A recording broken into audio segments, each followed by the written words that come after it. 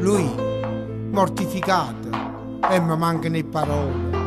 Bussando alla portatoia, si è fermato il cuore. Io ti conosco, sì, sei una brava voglione. E non voglio che pensasse male a me. Che ti è successo? Perché mi vuoi parlare? Stai piangendo? Mi vuoi dicere qualcosa? Parla, dimmi la verità.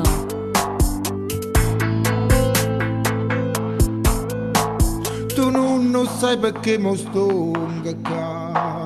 Assiete perché da già parlare. Marito ti sei innamorato di me e non fa che la faccia perché sono diversa da te. La vita tu non posso giudicare, però a marito mio non lo pensare. È solo una sbandata da passare, perciò ti prego tu la lascia stare.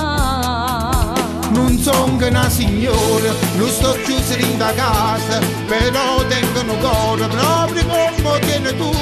L'hai fatta innamorare quando è passata là, ma pure in da casa, ma che non si resta. Tu, e sentimenti non ne ha comandare, vabbè, io cuore che decidi stavo a me.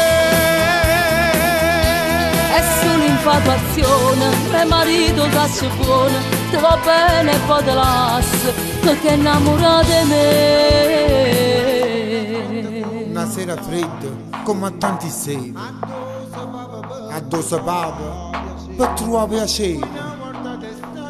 Fui una guardata, è stato un momento, e mi ha cagnato la vita mia, rinda niente.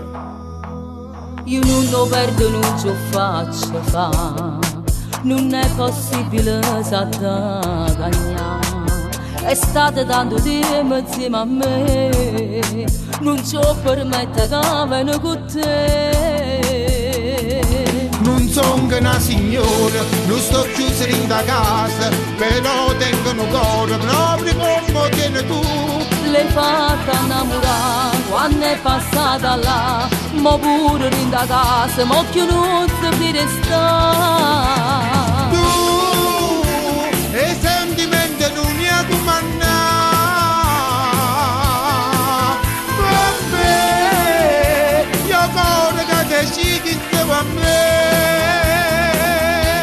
È solo infatuazione, mio marito che buono, ti va bene e poi te lascio, perché è innamorato di me.